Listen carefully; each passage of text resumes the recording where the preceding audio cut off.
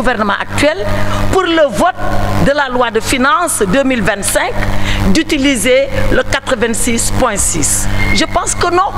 Nous ne sommes pas dans une assemblée à la majorité étriquée.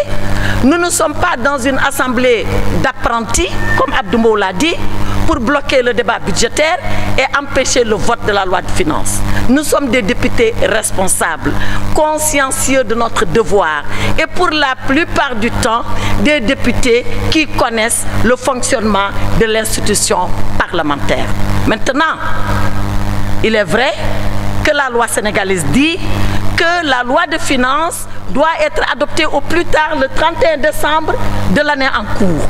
Donc il faudrait que et le débat technique et le débat donc en commission et le débat plénière soient vidés avant le 31 décembre. En tout cas, nous sommes prêts, au nom du peuple sénégalais, à donner le temps nécessaire pour qu'on ait un vrai débat et que la loi de finances soit adoptée dans le temps imparti par la Constitution. Voilà ce que je voulais dire sur l'usage de 86.6. Je pense franchement que ce n'est pas nécessaire et que nous pouvons organiser et tenir un débat responsable.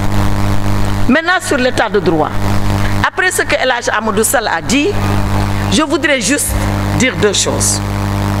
J'entends toujours les gouvernants actuels nous dire « Nous avons une majorité écrasante ». Mais une majorité écrasante, pour quoi faire? Et c'est pour revenir à l'état de droit.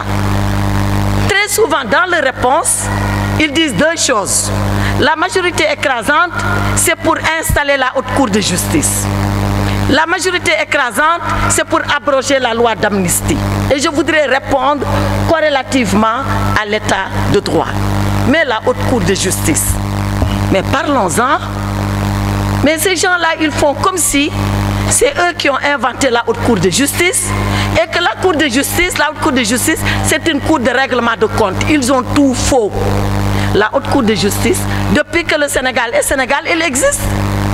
Elle existe. C'est cette haute cour de justice qui, en 1963, avait jugé le président Mamadou Dia. Donc la haute cour de justice, ce n'est pas une nouveauté au Sénégal.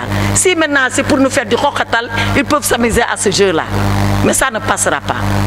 Parce que dans la haute cour de justice, qu'est-ce qu'il y a? Il y a la cour, il y a la justice. Et pourquoi elle est haute? Elle est haute parce qu'elle juge le président de la République, elle juge le Premier ministre, elle juge les ministres pour les actes commis dans leurs fonctions de Premier ministre et de ministre. Mais elle est composée de magistrats, des cours et tribunaux. D'ailleurs, celui qui préside la haute cour, c'est le premier président de la Cour suprême. Celui qui va occuper le parquet, c'est le procureur général près la Cour suprême. Donc la haute cour de justice, ce n'est pas une cour de n'importe quoi, avec n'importe qui, pour faire des règlements de compte. C'est un procès normal où la personne qui comparaît a le droit de se défendre et de présenter ses arguments. Donc alors, oui, c'est ça qu'on va faire avec la majorité écrasante. Elle existe, ils n'ont qu'à l'installer. Mais nous, si on doit y aller, on se défendra. Et les juges vont nous juger. C'est vrai, elle a la particularité qu'il y a des députés qui la composent. Mais elle a la garantie qu'il y a des magistrats de l'ordre judiciaire qui ont prêté serment, qui ne sont pas partisans, qui vont examiner le dossier contradictoirement et le juger.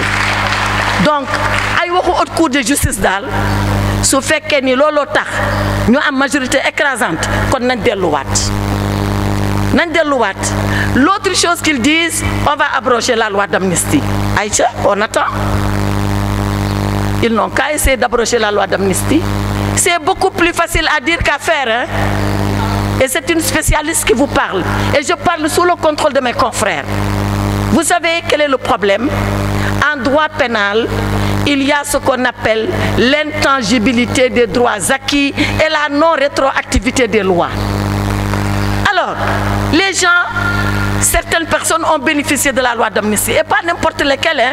Je rappelle que le président de la République et son premier ministre sont sortis de prison grâce à la loi d'amnistie.